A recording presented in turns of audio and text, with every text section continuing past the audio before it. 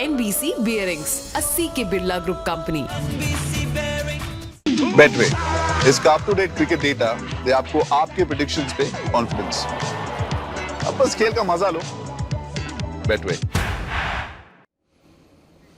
Hello and welcome friends, sports 9 में आपका स्वागत है। टीम इंडिया की फिर से एशिया कप में पाकिस्तान से टक्कर होने जा रही है, यानी कि फिर से जो है खिलाड़ियों के पास जो है दिल जीतने का मौका है और फिर से जो है बारिश थोड़ा सा डरा रही है। इस मैच से जुड़े तमाम पहलुओं पर चर्चा करेंगे, लेकिन उससे पहले जो लेटेस्ट अपडेट है कोलंबो से, ब्रेकिंग न्यूज जो है वो आपको बताएंगे अलका। चलिए, कोलंबो से ब्रेकिंग न्यूज आ गई है, लगे हाथों आपको बता ही देते हैं। टीम इंडिया की रविवार को पाकिस्तान से टक्कर होने वाली है, जबरदस्त टक्कर हो सकती है अगर बारिश उसमें खलल ना डाले। 10 दिसंबर को दोपहर 3 बजे शुरू होगा ये मुकाबला।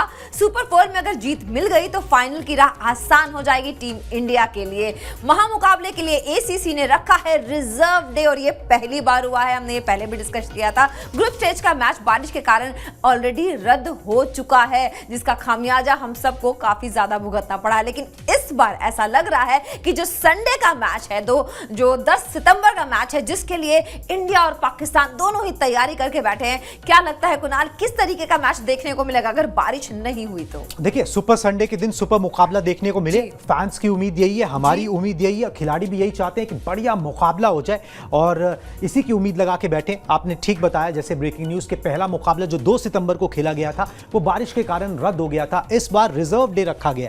व्यूअर्स को ये बात बता दें, वैसे तो हम पहले अपने वीडियोस और लाइव्स के जरिए बता चुके हैं कि रिजर्व डे रखा गया है जी इस मैच के लिए, और ये सुपर 4 स्टेज का मतलब इकलौता मैच है जिसके लिए रिजर्व डे रखा गया है। श्रीलंका और जो दूसरी टीम है बांग्लादेश, उनके कोचेस ने थोड़ी सी नाराजगी भी जाहिर कर दी कि भाई अगर उनके मुकाबले पूरे ना हो पाए, उनको पॉइंट शेयर करने पड़े तो उनके पास तो मौका नहीं रहेगा ना। मगर चलो वो एक अलग बात है, वो एक अलग डिबेट है, उस पर बवाल जब होगा तो होगा। अगर उनके मैचेस धुल जाते हैं तो निश्चित तौर पर वो इसके ऊपर थोड़ा बहुत आपत्ति जरूर उठाएंगे। मगर भारत और पाक के फैंस के लिए अच्छी बात है कि भाई 50 ओवर का मुकाबला होता है, आपको 20 ओवर मिनिमम चाहिए 50 ओवर का मुकाबले के अंदर कि आप 20 ओवर का मैच करा सको।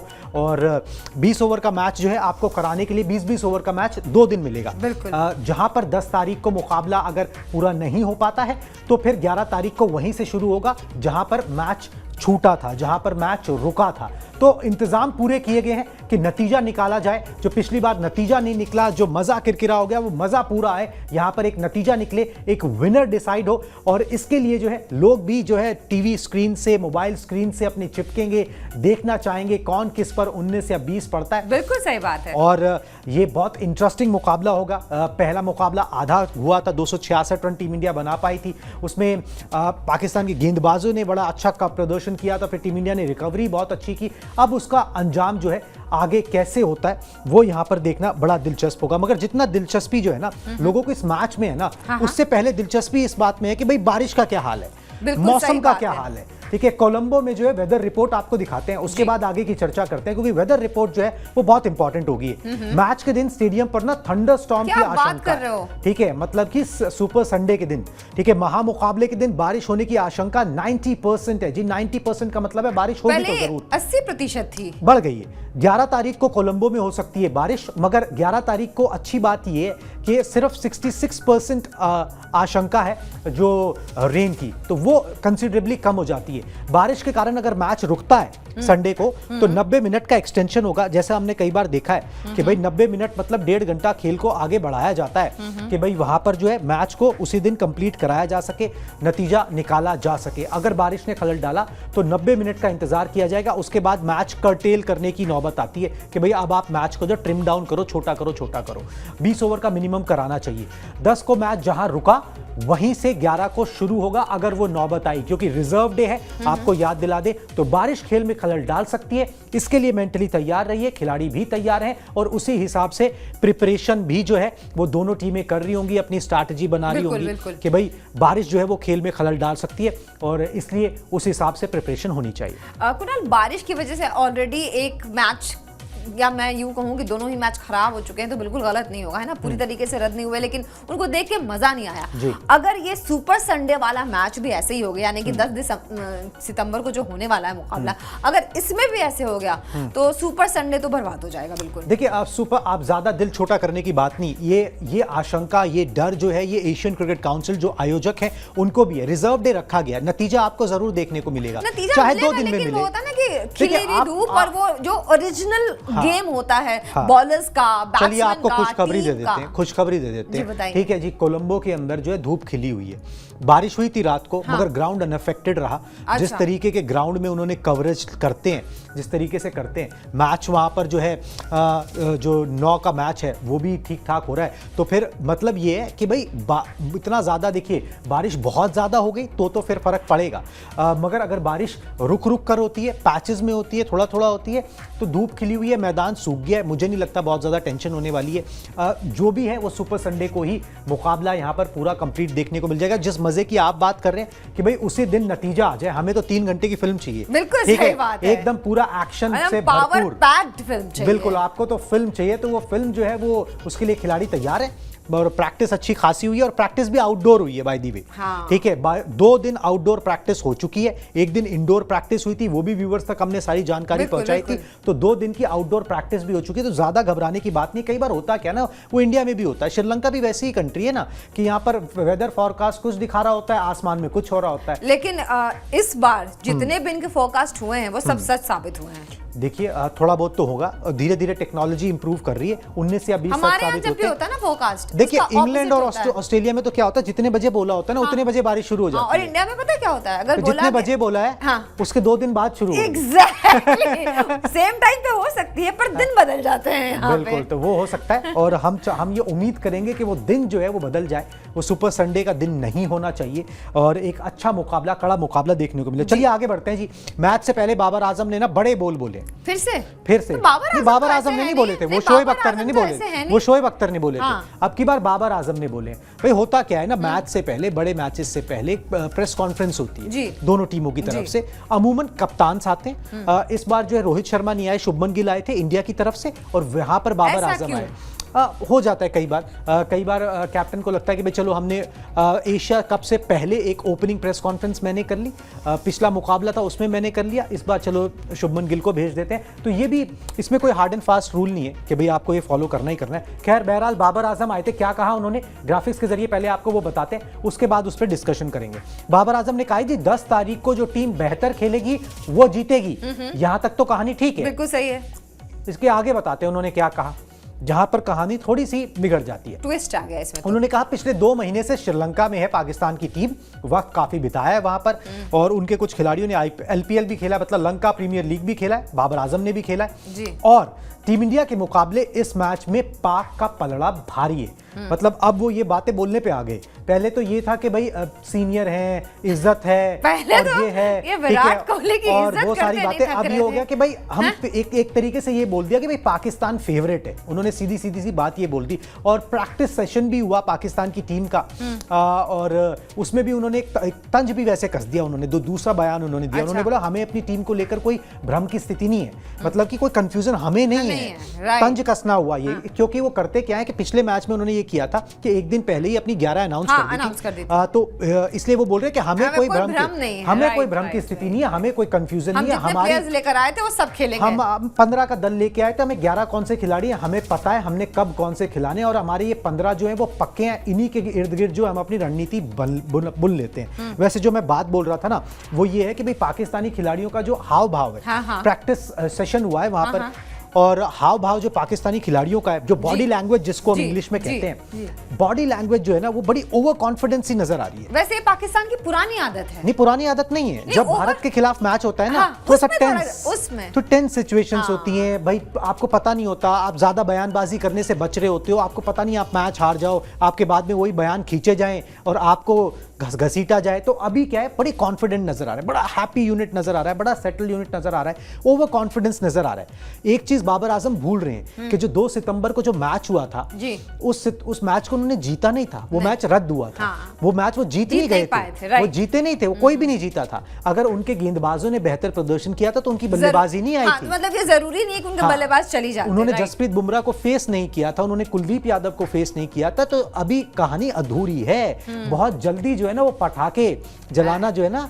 फोड़ना, वो भी ठीक नहीं होता। बिल्कुल खैर, सही बात यहाँ है। पर बड़े जो उन्होंने ये 2 महीने वाली बात बोली है ना कि एलपीएल भी खेला है खिलाड़ियों ने, हाँ और अगर मेरी याददाश्त अच्छी है तो वहाँ बाबर आजम ने बहुत जम के बहुत अच्छे शतक रन बनाया बनाए था। थे, शतक बनाया, और बहुत वहीं से उनका फॉर्म जो है ना वो बिल्कुल है ना उठा, बहुत अच्छा खेलना देखिए शुरू किया उन्होंने। फॉर्म जो है उनका अच्छा चल रहा है। हाँ, लेकिन श्रीलंका में खास तौर से उनके बीच फॉर्म में थोड़ा सा पैच आया हाँ। था, थोड़ा सा 19-20 हो रहा था, मगर देखिए बड़े खिलाड़ी हैं, उनकी ये बात तो माननी पड़ेगी, बड़े खिलाड़ी हैं, बड़े मैच और 2 महीने वहां रहने का मगर भारत के खिलाफ अभी तक उन्होंने कुछ किया नहीं है। टीम इंडिया के खिलाफ अभी तक उन्होंने कोई ऐसा प्रदर्शन नहीं किया। श्रीलंका में उनको ऐसा लग रहा होगा कि लग रहा होगा, पिच की आदत लग इसलिए भी रहा होगा ना, टीम अच्छी हो गई ना जनाब। पिच की आदत तो खैर दिखी, मतलब अब टीम अच्छी हो गई है, टीम थोड़ी अच्छी हो गई है, वो टीम थ्रेटन करने लगी है, वो टीम compete कर सकती है बड़ी टीमों के खिलाफ, तो फिर जबान भी ऑटोमेटिकली जो है वो खुलने लगती है, वो हो जाता है। जब आपके सितारे बुलंदी पे होते हैं, जब आपके पास सब साजो सामान होता है, आपकी बैकिंग तगड़ी होती है, टीम अच्छी होती है, तो फिर आपकी जबान भी ज्यादा खुलने लगती है। बिल्कुल सही बात, ठीक है, वो उसी तरीके से बाबर आजम के साथ भी हो रहा है। मगर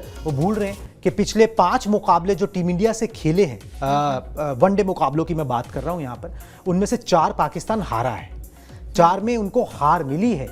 तो ये भी आंकड़े थोड़े से रिफ्रेश कर लें। मुझे लग रहा है श्रीलंका में मैच होना, उनको ऐसा लग रहा है कि शायद पिच और बॉल उनका साथ ज्यादा देंगे, जैसा कि पिछले मैच में दिया भी था, हाँ, है ना। नई गेंद ने शाहीन शाह अफरीदी को काफी टॉस किसी के हाथ में नहीं होता, और ये कोई, और ये वाली जो पिच है प्रेमदासा की जो पिच है, ये भी बता दें व्यूअर्स को कि ये उतनी बॉलिंग फ्रेंडली पिच नहीं है, ये बैटिंग फ्रेंडली पिच है। यहाँ पर रिकॉर्ड जो है टीम इंडिया का बड़ा अच्छा है, उनके रोहित का, विराट का बहुत अच्छा है, यहाँ रन बनते हैं। आगे भी बताऊं, एक चीज और बता देता हूं, यहाँ इस प्रेमदासा मैदान के ऊपर जो सबसे ज्यादा ओडीआई रन का रिकॉर्ड है वो टीम इंडिया के ही नाम है। 375 रन बनाए थे टीम इंडिया ने, 2017 में वो सीरीज खेली गई थी। आप जाके स्कोर कार्ड भी चेक कर सकते हैं। तो ये है जी लेखा जोखा, और बाबर आजम ने जो ये घमंड दिखाया है ना, ये घमंड ना मुझे लग रहा है कि टूटेगा, तोड़ने का वक्त आ चुका है ना, वो थोड़ा सा ज्यादा हो गया। कभी शोएब अख्तर बोलते हैं, कभी बाबर आजम बोलते हैं, वो ज्यादा हो रहा है। हाँ। कभी राउफ ने भी कितनी सारी बातें बोली थी ना कि 10 के 10 मैच में भी थोड़ी सी उन्होंने उंगली दिखाई थी कि जाओ बाहर, और ये वो, चलो कोई बात नहीं, मैच में ये सब चीजें सामने आ जाएंगी। पाकिस्तान का मैच और इतनी बयानबाजी भी ना हो तो मजा भी नहीं आता, थोड़ा तड़का लगना चाहिए। वैसे टीम इंडिया के पास ना जी 5 ब्रह्मास्त्र हैं। अच्छा, ठीक है, 5 एक एक करके सब पे बात करेंगे। 5 ब्रह्मास्त्र हैं। पहले दिखा दीजिए जी, रोहित का रिकॉर्ड दिखा दीजिए पाकिस्तान के खिलाफ। पहला ब्रह्मास्त्र रोहित शर्मा जी, रिकॉर्ड आपकी स्क्रीन पर। बिल्कुल सही बात है। वनडे इन्होंने 17 खेले हैं, पाकिस्तान के खिलाफ जो वनडे इन्होंने खेले हैं वो 17 खेले हैं। रन 731 बनाए हैं, औसत इनका 48.73 का, बेस्ट है इनका 140, और शतक इन्होंने 2 बनाए हैं। और जैसा कि हमने पहले भी डिस्कस किया था कि रोहित शर्मा पाकिस्तान के खिलाफ अच्छा खेलते हैं, इनका रिकॉर्ड अच्छा है। हालांकि पिछला मैच बहुत अच्छा नहीं खेल पाए, लेकिन रिकॉर्ड तो इनका अच्छा ही है। चलिए आगे बढ़ते हुए और भी जो खिलाड़ी हैं विराट कोहली देख लेते हैं। और विराट कोहली का नाम ना ऐसा हो नहीं सकता, तो दूसरा ब्रह्मास्त्र विराट कोहली, पाकिस्तान के खिलाफ वनडे इन्होंने 14 खेले हैं, 540 रन इन्होंने बनाए हैं, औसत है 45 का, बेस्ट है इनका 183, और शतक इन्होंने 2 लगाए हैं। तो ये 2 जो ब्रह्मास्त्र हैं, इन पे सबसे ज्यादा भरोसा जताया जा रहा है। कुणाल, आपको क्या लगता है कि ये जो ब्रह्मास्त्र हैं ये कितने काम के हैं? देखिए बहुत काम के, और यही अगर ये काम के नहीं है तो फिर टीम इंडिया के पास काम का क्या है? ठीक है, तो ठीक है, तो ये टीम के सबसे सीनियर खिलाड़ी हैं।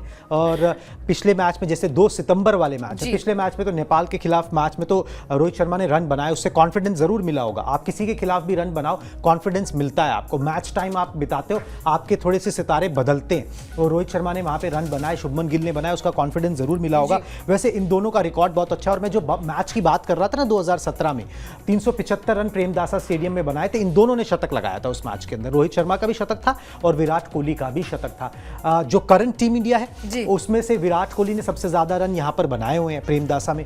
बैटिंग ट्रैक है जी, ज्यादा मुश्किल पेश आने वाली नहीं। शुरुआत में नई गेंद जो है वो थोड़ा सा परेशान कर सकती है, उसके बाद जो है बैट्समैन के पास जो है वो गेम रहेगा, वो जैसा चलाना चाहे गेम को उस तरीके से चला सकता है अगर संभल कर खेले तो, ठीक है। और यहां पर आप जैसे जैसे गेम आगे बढ़ेगा वैसे वैसे थोड़ी स्पिनर्स को मदद मिलती चली जाएगी। श्रीलंका जब अपनी प्राइम में था, लेट 90s की बात करें तो 3-3 स्पिनर्स वो खिलाते थे यहां पर, ठीक है। तो ये चीजें जो है वो देखने को मिलती थी। प्रैक्टिस सेशन की कुछ तस्वीरें, ग्राउंड की तस्वीरें हम वो आपको दिखा रहे हैं किस तरीके से अच्छा लग रहा है देख के। और प्रैक्टिस सेशन में सबने पसीना बहाया, खूब मेहनत की है। लेफ्ट हैंडर्स के खिलाफ जो है हमने स्टोरी आपको पहले भी बताई थी, सेनाविरत्ने जो है, नुवान सेनाविरत्ने, उन्होंने जो है शाहीन शाह आफरीदी के खिलाफ बल्लेबाजों को तैयार किया है। सब बहुत कॉन्फिडेंट नजर आ रहे हैं। शुभमन गिल के एक बयान की भी मैं चर्चा करना चाहूंगा यहाँ पर। अलका से बात करते हैं। अलका, शुभमन गिल ने वैसे ना बड़ा, ये आप पूछ भी रही थी, इसी पे मैं बता देता हूँ। शुभमन गिल ने एक बयान दिया है जो हमने स्टोरी भी बताई थी कि भाई आप लेफ्ट हैंडर शाहीन शाह आफरीदी के खिलाफ किस तरीके से औजार ने खिलाड़ियों को तैयार किया, ठीक है। तो वो लेफ्ट वो श्रीलंका के बंदे हैं जिनका नाम है नुवान सेनाविरत्ने, उन्होंने तैयार कराया और टीम इंडिया के साथ 2018-19 से जुड़े हुए हैं। उन्होंने तैयार कराया, बहुत प्रैक्टिस कराई है सारे खिलाड़ियों को। 10 गुना इंक्रीमेंट भी दिया है टीम इंडिया ने। वो तो जब हायर किया था तब दिया ही था। यहाँ पर देखिए मैं बयान पढ़ के दिखाता हूँ जी, बिल्कुल ये भी इंपॉर्टेंट है। उन्होंने बोला है यहाँ पर कि शुभमन गिल ने कि having left arm throw down specialist does help a lot, ठीक है। उन्होंने बहुत मदद करी है। It helps in preparing for the angle. तो जो शाहीन शाह आफरीदी जो एंगल बनाते हैं उसके खिलाफ उन्होंने उनसे पूछा गया, क्योंकि प्रैक्टिस सेशन में दिखा तो पत्रकारों ने पूछा तो उन्होंने बोला कि हाँ जी बिल्कुल तैयारी करवाइए और उस तैयारी से हमको बहुत फायदा होता है। एक वो एंगल क्रिएट करने को मिलता है। गेंद जो है वो दूसरी इस्तेमाल की गई जो थोड़ा स्विंग होती है, थोड़ा नजदीक से उन्होंने थ्रो डाउन्स और किए ताकि वो तेजी, वो स्पीड भी उसको रेप्लिकेट हम कर सके। वो सब हमने किया है। और playing Pakistan was different, it was my first game, मतलब वो पिछला गेम 2 सितंबर के गेम की बात कर रहे हैं। एक्स्ट्रा प्रेशर था, माना उन्होंने कि पाकिस्तान के खिलाफ गेम में एक्स्ट्रा प्रेशर था, मगर वर्ल्ड कप में हर गेम में प्रेशर होगा, वो ये बोल रहे हैं। और अब पाकिस्तान के खिलाफ खेल के उस प्रेशर की हमें आदत बनानी पड़ेगी, ये बात उन्होंने बोल दी। और साथ में ये बोल दिया कि भाई उनकी जो गेंदबाजी लाइनअप है उसका एहसास हमको है, हमने उनको देख लिया है, हमने उनके खिलाफ प्रिपरेशन कर ली है, हम अपने शॉट्स को बैक करेंगे, अपने खिलाड़ियों को बैक करेंगे और जाके पॉजिटिव माइंडसेट के साथ वहां पर खेलने की कोशिश करेंगे। चलिए, शुभमन गिल ने जो ये बातें बोली हैं वो काफी पॉजिटिविटी दे रही है ना। बिल्कुल। कहीं से कोई ऐसी ओवर कॉन्फिडेंस वाली चीज भी दिखाई नहीं दे रही है। बिल्कुल कोई ओवर कॉन्फिडेंस, कोई बड़े बोल नहीं, सोबर, जो चीज पूछी गई, जो चीज दिखी पत्रकारों को प्रैक्टिस जवाब दिया, बिल्कुल जो प्रैक्टिस में दिखी वो उनसे पूछी गई, उन्होंने टू द पॉइंट जवाब दे दिया और उन्होंने बोल दिया कि भाई घबराने की कोई बात नहीं है। ये भी उन्होंने बोल दिया कि भाई आप कितना प्रिपेयर करोगे, क्या करोगे। अल्टीमेटली कई बार आपको अपने एडजस्टमेंट नहीं करनी होती, गेंदबाज जो होता है वो ज्यादा अच्छा होता है और उस गेंदबाज से डरने की बजाय आपको अपने आप को बैक करना, ठीक है। ये सिंपल सीधी सी बात है और इसी माइंडसेट से टीम इंडिया मैच में उतरने वाली है। तो ये बात जो उन्होंने बोल दी। अब ये हमने आपको 2 यहाँ पर ब्रह्मास्त्र दिखाए, उन पर चर्चा कर ली, उनके कुछ आंकड़े भी हमने आपको बता दिए। बाकी 2 दिखाते हैं जी, ईशान किशन और हार्दिक पांड्या।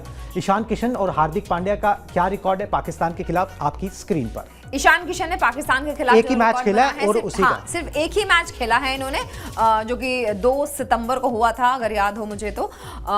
82 रन इन्होंने बनाए थे, गेंद इन्होंने 81 ली थी, 9 चौके लगाए थे, 2 छक्के लगाए थे और इनका स्ट्राइक रेट है 101.23 का, मतलब बेहतरीन स्ट्राइक रेट के साथ जो ईशान किशन ने उस दिन किया था वो अगर बच्चन साहब की लैंग्वेज में बोले तो वो अभूतपूर्व था। मतलब उम्मीद नहीं थी कि ईशान किशन इतना अच्छा परफॉर्म करेंगे पाकिस्तान के खिलाफ। चलिए अब हार्दिक पांड्या के भी एक बार आंकड़े देख लेते हैं, क्योंकि इन दोनों ने ही लाज बचाई थी। हार्दिक पांड्या जो कि चौथे ब्रह्मास्त्र के तौर पे कुणाल ने इनको नॉमिनेट किया है। तो पाकिस्तान के खिलाफ जो इनका रिकॉर्ड रहा है, 5 मैचेस इन्होंने खेले हैं, रन 209 बनाए हैं, औसत इनका 69.66 का है और विकेट इन्होंने 5 लिए हैं। बेस्ट है इनका 87 और जो वही मुकाबला 2 सितंबर वाला जो मैच था जिसमें इन्होंने बेहतरीन खेला था। तो इन दोनों से इस बार मतलब जो महामुकाबला होने वाला है 10 सितंबर को, क्या उम्मीद जता रहे हैं आप? देखिए, इन दोनों ने जो रन बनाए वो एक श्योरिटी देता है जो टॉप ऑर्डर को कि भाई कोई है नीचे जिसने रन जो बनाए संभाल हुए सकता है। जो संभाल सकता है, जिसने रन बनाए हुए हैं, अभी 2 तारीख को रन बनाए हैं, तो नीचे कोई है। ऊपर आपको लाइसेंस मिलता है कि आप खुल के खेल सको। एक बार आपकी आंखें जम गई तो आपके पास लाइसेंस है कि आप खुल के खेल सकते हो। रोहित, विराट ये सोच सकते हैं कि भाई हमें खुल के खेलना है। हमको पता है हमारे पास 10, 15, 20 ओवर के लिए, आखिरी 20 ओवर के लिए वो धुआंधार खेलने के लिए हमारे पास खिलाड़ी हैं। उन्होंने किया हुआ है, उनको खुद को कॉन्फिडेंस है और सीनियर खिलाड़ियों को, टीम मैनेजमेंट को भी कॉन्फिडेंस मिलता है। तो ऊपर वाले जो लोग हैं उनका काम थोड़ा आसान हो जाता है। बिल्कुल सही उनको थोड़ी श्योरिटी मिलती है, आपको दिल में तसल्ली होती है कि भाई हैं लोग जो ये कार्य कर सकते हैं। तो हमको जो है एक बार अपनी आइज सेटल करनी है, खुल के खेलना है। शुरुआत से जो है वो गाड़ी को जो है ना थोड़ा सा पेडल दबा के चलना है, बिल्कुल, ठीक है, बिल्कुल। ताकि एक बड़ा स्कोर 300 प्लस का स्कोर जो है ना यहाँ पे, और प्रेमदासा पे लगाना पड़ेगा आपको। अगर आपको जो है वो प्रेशर बनाना है ना, कि पिच जो है ना वो ईज आउट होती चली जाएगी, ठीक है, अंडर लाइट्स और ईज आउट हो सकती है। अगर स्पिनर्स की गेंद को स्पिन ना मिली तो फिर मुश्किल यहाँ पर क्रिएट हो सकती है। अच्छा, एक बात बताइए, अब इस सवाल से एक और सवाल जी बिल्कुल ड्राइव किया मैंने। ये बताओ कि जब टॉस होगा, टॉस तो खैर किसी के हाथ में नहीं है, जी बिल्कुल, लेकिन अगर टीम इंडिया टॉस जीतती है तो फैसला क्या करना सही होगा? देखिए यहाँ पर जो है फैसला पहले बल्लेबाजी करना ही सही होगा, क्योंकि आपके पास जो पिच है उसका आप इस्तेमाल कर लो। बैटिंग ट्रैक है, जैसे जैसे मैच बढ़ता चले जाएगा स्पिनर्स को मदद बढ़ती चली जाएगी। मतलब मौसम के हिसाब से बता रहे हैं आप? हाँ, मौसम के हिसाब से, तो कि मौसम के हिसाब से तो देखिए आपके पास रिजर्व डे है, मौसम के हिसाब से आपके पास देखो, अगर आपका डीएलएस लगना है तो फिर आप बाद में बल्लेबाजी करो, मगर आपके पास रिजर्व डे है। मैच जहां पर रुकेगा अगले दिन वहीं से शुरू होगा, उसकी चिंता ना करो आप। ये अगर टॉस जीतते हो पहले स्कोर बोर्ड पे रन लगा दो। ये जरूर देख लो पिच पे घास वास है कि नहीं, जो पिछली बार नहीं देखा था, मगर इस बार रिकॉर्ड्स के साथ जाओ, आप पहले बल्लेबाजी कर लो और उसके बाद दे दो। मगर पहले बल्लेबाजी करके आप पे प्रेशर नहीं होगा, आप 300 के करीब का स्कोर लगाओ, उसके बाद पाकिस्तान को अंडर प्रेशर डालो कि अब तुम बनाओ। और वहां पर अगर जब गेंद अगर घूमने लगी तो फिर कुलदीप, रविंद्र जडेजा, प्रोबेबली हो सकता है अक्षर पटेल भी, उस पर भी बात कर लेते हैं। अभी हम बात ही करने ही वाले हैं। आगे एक ब्रह्मास्त्र रह गया, उसके बाद वो प्लेइंग 11 क्या होगी टीम इंडिया की, उस पर भी चर्चा यहां पर कर लेंगे। तो पहले आप जो है बल्लेबाजी कर लो, मेरे हिसाब से वो ज्यादा बेहतर डिसीजन होगा प्रेमदासा की, जहां तक हम बात कर रहे हैं। चलिए अब लास्ट ब्रह्मास्त्र की बात कर लेते हैं, जसप्रीत बुमराह की। जसप्रीत बुमराह के भी आपका प्रदर्शन दिखाते हैं, टीम के साथ जुड़ गए और पहली बार जो है 10 ओवर का मुकाबला खेलेंगे जब से चोट से उभरे। बिल्कुल सही बात है, इंजरी के बाद आए हैं, उम्मीदें बहुत ज्यादा हैं। जब मैच में नहीं थे, मैच बड़ा कमजोर दिखाई दिया था। फिलहाल बुमराह का वनडे में प्रदर्शन देखते हैं जो कि पाकिस्तान के खिलाफ कैसा रहा है। 6 मैचेस को इन्होंने खेले हैं, 4 विकेट्स इन्होंने निकाले हैं। इकॉनमी 4.97 की रही है और औसत है 48.75 का। बेस्ट है इनका, 2 विकेट इन्होंने लिए थे 23 रन देके। तो जो आंकड़े हैं, आंकड़े तो अच्छे लग रहे हैं, इकॉनमी भी अच्छी लग रही है और बेस्ट भी सही लग रहा है। तो कुणाल, ये जो 5वां ब्रह्मास्त्र है, मुझे लगता है देखो 4 ब्रह्मास्त्र तो बैट्समैन है वो तो समझ में आ रहा है, लेकिन ये जो 5वां ब्रह्मास्त्र है ये एक्सट्रीमली एक्सट्रीमली एक्सट्रीमली जिसे कहते हैं ना वो इंपॉर्टेंट है, क्योंकि हमारे बॉलर्स में बहुत धार नजर आई नहीं है पिछले मैचेस में। नेपाल के खिलाफ नहीं आई, मगर आप क्या होता है ना, देखो एक बंदा कई बार क्या होता है, आता है ना एक बल्लेबाज नेपाल के खिलाफ नहीं आई ना, ये अलार्मिंग देखो एक अब होता क्या है, वो देखो किस दिन ऑफ डे हो सकता है, सिराज का उस दिन उतना अच्छा दिन नहीं था, वो आरसीबी का इफेक्ट उन पे रहता है, ठीक है, वो किस दिन चलते हैं तो चांद तक, नहीं चलते हैं तो रात तक, वो वाला हिसाब है उनका, ठीक है। तो मगर ये है कि एक बंदा कोई आता है वो पूरी टीम को भी अपलिफ्ट कर सकता है अपनी परफॉर्मेंस। बस मैं वही कह रही हूँ कि बुमराह का होना, बुमराह वो उस तरीके के कैंडिडेट हैं, उस तरीके के बॉलर हैं कि वो अपनी गेंदबाजी से जो है वो पूरा टीम का मोराल अपलिफ्ट कर सकते हैं। बस उनको थोड़ी सी मददगार कंडीशंस मिले, उनको खुद को बहुत कुछ प्रूव करना है। आंकड़े भी आपने पाकिस्तान के खिलाफ देखे, ऐसे कोई इंप्रेसिव नहीं है, मगर पिटाई नहीं खाई है ज्यादा। हाँ, पिटाई नहीं खाई, ठीक है, पिटाई उनको लगाना आसान नहीं होता। विकेटें निकाले अप फ्रंट, उसके बाद बाकी लोग भी उसी लय में नजर आएंगे आपको, जिस तरीके की लय में लय चाहिए, बस ये लय चाहिए। तो बुमराह, इसलिए मैंने 5वां ब्रह्मास्त्र बोला बुमराह को। वैसे तो स्पिनर फ्रेंडली ट्रैक है, रविंद्र जडेजा ने पिछले मैच में 3 विकेट भी निकाले, मैच पकड़ा, वो भी आप कह सकते हो, वो भी इंपॉर्टेंट है। मगर Jasprit Bumrah start of the innings, उन पर बहुत कुछ निर्भर करेगा। आप किस तरीके का आगाज करते हो गेंदबाजी में, आप हल्ला बोल पाते हो या नहीं, अप फ्रंट विकेट ले पाते हो या नहीं, इससे बहुत इंपैक्ट पड़ेगा पाकिस्तान की रीड अगर वहां पर तोड़नी है तो ये हो गया जी हमारे 5 ब्रह्मास्त्र जो बहुत इंपॉर्टेंट रहेंगे। अब टीम के प्लेइंग 11 पे बात करते हैं। प्रोबेबल प्लेइंग 11, संभावित प्लेइंग 11 जो हमने बनाई है उसमें सारे ऑप्शंस रखे, क्या क्या फाइट है वो आपको बता देते हैं। रोहित शर्मा कप्तान, शुभमन गिल, विराट कोहली, श्रेयस अय्यर, अब ईशान किशन होंगे, केएल राहुल होंगे। केएल राहुल ने जम जमकर प्रैक्टिस की है जी, पर मुझे ठीक है, उम्मीद विकेट लगती कीपिंग है। की भी प्रैक्टिस की है। कर ली? इंडोर जब खेले थे तो बैटिंग नहीं की किया थी, था। उसके बाद जब आउटडोर खेले तो 1 घंटा जम के विकेट कीपिंग की प्रैक्टिस की, कोई परेशानी नजर नहीं आ रही। अब आप उन्हें खिलाओगे या नहीं खिलाओगे, ईशान किशन को आप कैसे बाहर रखोगे, एक सवाल ये। हार्दिक पांड्या ठीक, रविंद्र जडेजा ठीक, अक्षर पटेल या शार्दुल ठाकुर। आप याद रखिए प्रेमदासा में स्पिनर्स को मदद मिलती है। यहां पर मैंने पहले बोला था आपको, श्रीलंका 3-3 स्पिनर्स खिलाता था किसी जमाने में, तो 3 स्पिनर्स के साथ जाना जो एक ऑलराउंडर भी है, बैड आइडिया नहीं होगा। शार्दुल की जगह अक्षर को रखना, कुलदीप की जगह पक्की है। 2 तेज गेंदबाजों में तो या तो आप सिराज और जसप्रीत बुमराह को चुनोगे या शमी और जसप्रीत बुमराह को चुनोगे। तो 3 पोजीशंस हैं, उसके लिए 6 बंदों के बीच में फाइट है। 11 क्या होगी, ये एक अच्छी टेंशन है। जो अच्छी टेंशन है क्योंकि बहुत सारे अच्छे बिल्कुल, कैंडिडेट्स आपके पास विकल्प बहुत हैं। ये एक अच्छी टेंशन है जो रोहित शर्मा और यहाँ पर कोच राहुल द्रविड़ के पास में है, आपके पास कि भाई आप किस किस को देखो, तो यहाँ पर ये बड़ी अच्छी बात है। लेकिन यहाँ पे एक पेच है। बताएं। अब आपने शार्दुल और अक्षर का नाम लिया, जी ठीक है? बिल्कुल। तो शार्दुल के भी आंकड़े कुछ बहुत अच्छे तो है नहीं, दिखा है ना? देते हैं जी, शार्दुल और अक्षर के बीच में कंपैरिजन दिखा दीजिए। चलिए दिखा तो दीजिए। आपका जो सवाल है ना वो और थोड़ा सा उस पुख्ता हो जाएगा। बिल्कुल। ठीक है, इनके बीच में इनके ये देख लीजिए। चलिए, तो प्लेइंग 11 में किसे मिलेगा मौका, शार्दुल वर्सेस अक्षर। शार्दुल ठाकुर के पहले आंकड़े देख लेते हैं। तो मैच 40, रन बनाए हैं 318, विकेट इन्होंने लिए हैं 59। अक्षर पटेल ने 52 मैचेस खेले हैं, रन बनाए हैं 413 और विकेट है 58 यानी कि 58। बहुत ज़्यादा आंकड़ों में बहुत ज़्यादा फर्क देखने को मिल नहीं रहा है। लेकिन एक और बात एट द सेम टाइम ये भी है कि अक्षर और शार्दुल, ये मतलब ये मेरा अपना पर्सनल ओपिनियन है, ठीक है, शार्दुल और अक्षर दोनों ही बड़े मैचेस में कुछ खास कर नहीं पाए हैं। देखिए, हॉर्सेस फॉर कोर्सेस, एक आपका तेज गेंदबाजी ऑलराउंडर है, दूसरा आपका स्पिनिंग ऑलराउंडर है। जिस तरीके का ट्रैक हो उस तरीके का बंदा आप खिला लीजिए। अगर वो टर्निंग ट्रैक है, अगर आपको लग रहा है स्पिनर्स को मदद मिलेगी, तो आप अक्षर पटेल को इन कर लीजिए। वो भी आपको वही 25-30 रन 20 रन की एडवांटेज बना के दे सकते हैं जो शार्दुल दे सकते हैं। अगर आपको तेज लग रहा है कि ट्रैक में कुछ जूस है जिसमें तेज गेंदबाजों को फायदा हो सकता है, तो आप शार्दुल को इन कर लीजिए। तो इस तरीके से आप सोच सकते हो। यहाँ पर अक्षर पटेल को लेना मुझे लगता है कि बैड आइडिया नहीं होगा।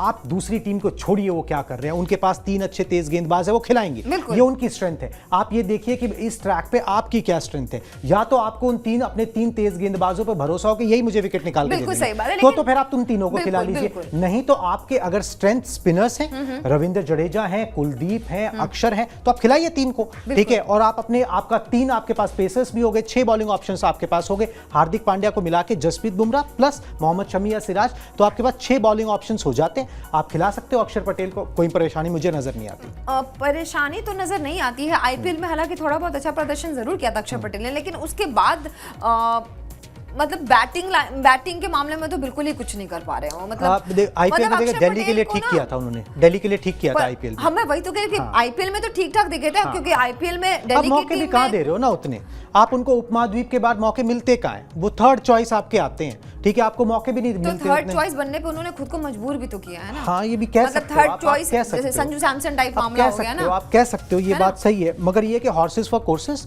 जिस तरीके का मैदान है उस तरीके का खिलाड़ी आप खिला लीजिए। ऐसा ही एक कंपैरिजन एक और है भाई, ईशान मतलब बात भी कर लेते हैं ना पहले। ईशान और राहुल की बात हो रही है भाई ईशान और राहुल में से बड़ी चर्चा चल रही है कि भाई आप ईशान को खिलाओ, राहुल को खिलाओ। ईशान किशन को अब आप बाहर नहीं छोड़ सकते। जिस तरीके की परफॉर्मेंस उन्होंने पाकिस्तान के खिलाफ आपको मैच और इज्जत बचा के दी, उसके पहले भी जो उन्होंने किया वेस्ट इंडीज के खिलाफ लगातार 4 उनके 50s हो गए ओडीआई के अंदर। जो पाकिस्तान के खिलाफ अगर आप देखें तो 4 50 हो गए।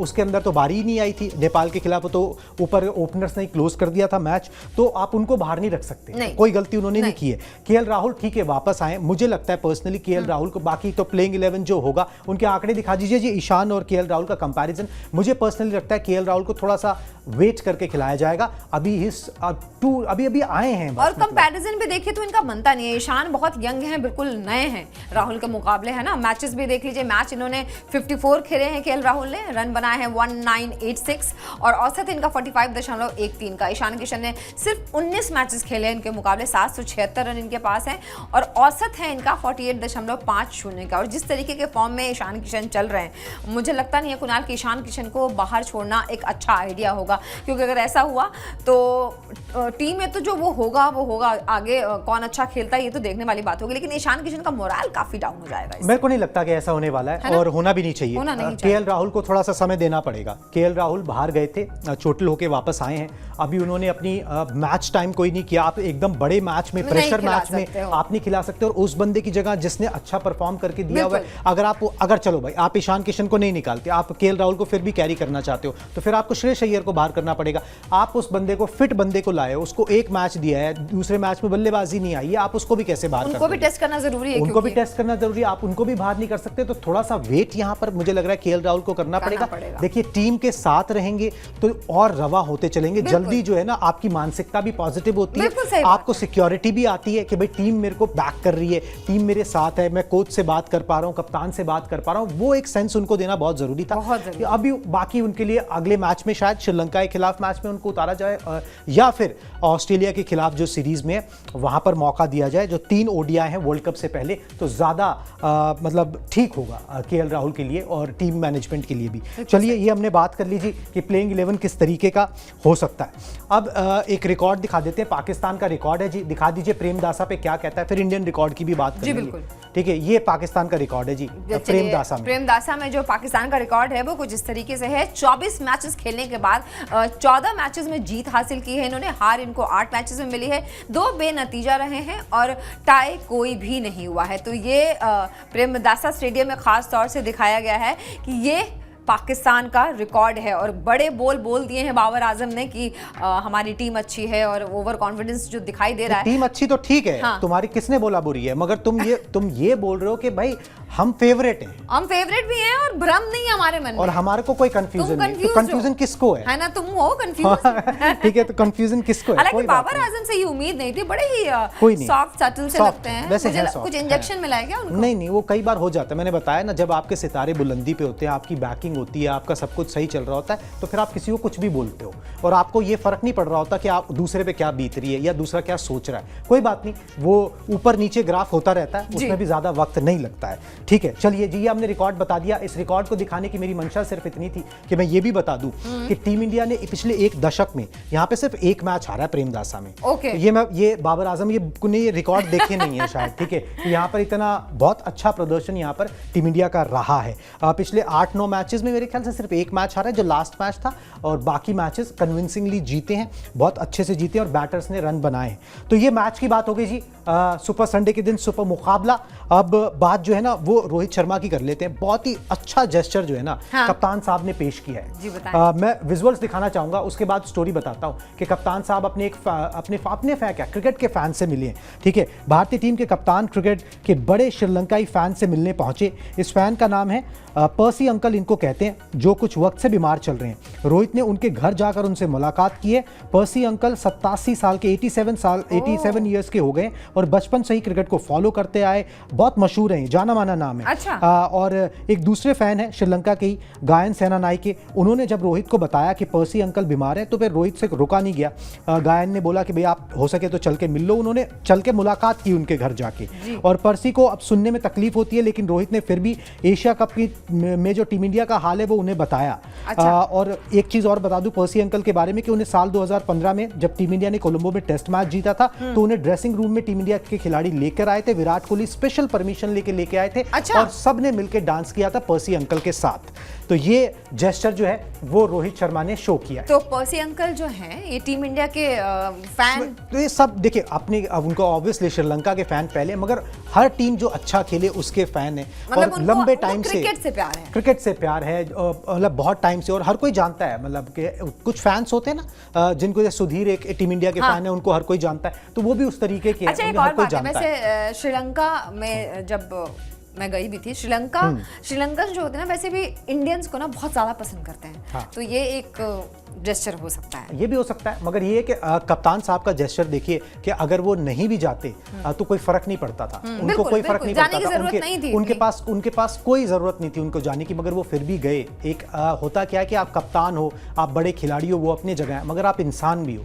ठीक है, आप दूसरे इंसान की कद्र करते हो, चाहे वो आपको कुछ दे सकता है या नहीं दे सकता, ये दिखाता है कि भाई रोहित शर्मा का दिल भी बड़ा है और वो बहुत लोगों को साथ लेके चलते हैं, बहुत पत्रकारों को भी साथ लेके चलते हैं। बस ये है कि थोड़े से हंसी मजाक करते हैं, मगर ये कप्तान जो है वो टीम इंडिया के बढ़िया है। चलिए जी, अब एक और खबर है, उसके ऊपर आते हैं। ठीक है, हमने ये खबर तो आपको बताई दी। दूसरा जो है भाई, पाकिस्तान के हारिस राउफ की बड़ी तारीफ हो रही है और हारिस राउफ ने प्रदर्शन भी उस किस्म का किया। मगर एक चीज है कि हारिस राउफ की जो पत्नी है उन पर पैसों की बरसात हुई है। अच्छा, कैसे बताते हैं जी, उनकी फोटोग्राफ्स दिखाइए फिर बताते हैं कैसे हुई है। पाकिस्तान के तेज गेंदबाज हारिस राउफ एशिया कप में कमाल की गेंदबाजी कर रहे हैं, उनकी फॉर्म बहुत अच्छी चल रही है। हारिस के साथ उनकी पत्नी भी काफी चर्चा में है। पिछले साल दिसंबर में ही उन्होंने अपनी क्लासमेट रही मुजना मसूद मलिक से निकाह किया था। दिसंबर में निकाह हुआ है। मुजना पाकिस्तान की जानी मानी मॉडल है और वो सोशल मीडिया इन्फ्लुएंसर भी हैं। उन्होंने कई ब्रांड्स के लिए मॉडलिंग की है और वो सोशल मीडिया पर अपने अकाउंट के जरिए ब्रांड प्रमोशन भी करती हैं। बताया जा रहा है कि उनकी नेट वर्थ जो है ना अब 8 करोड़ की होगी और लग्जरी लाइफस्टाइल वो जीती हैं। फोटोग्राफ्स में आपको थोड़ा सा आइडिया लग ही गया होगा कि भाई उनका लाइफस्टाइल कैसा है, उनकी नेटवर्थ क्या है। और जब से शादी हुई है, जब से और चर्चाओं में उनके चर्चे और बढ़ गए। तो कैश की बारिश हो रही है, पैसों की बारिश भी हो रही है, कैश की बारिश हो रही है। कैश जो है उनको मिल रहा है और उनके जो उनके जो क्या कहते हैं पति जो हैं, हाँ। वो बड़ी मेहनत कर रहे हैं। ठीक है, उनका बड़ा इंपॉर्टेंट रोल भी रहेगा मैच के अंदर। देखना होगा कि वो क्या कर पाते हैं। पिछले मैच में उन्होंने अच्छी गेंदबाजी, अच्छा टप्पा डाला था। पर बड़े बॉल भी बहुत बोलते हैं। वो देखिए, वो आपके दिन चल रहे होते हैं तो आप वो निकल ही आते हैं। वो कई बार युवा खून है, उनको माफी आप दे सकते हो, बाकी जो आप जवाब देने आप मैदान पे दे दो। हाँ। ठीक है, तो मैदान पे जवाब टीम इंडिया कैसे देती है उसका इंतजार हम सबको रहेगा और इस मैच से जुड़ी तमाम अपडेट्स हम आप तक पहुंचाते रहेंगे। तब तक के लिए मुझे और अलका को दीजिए इजाजत। Tata, bye bye.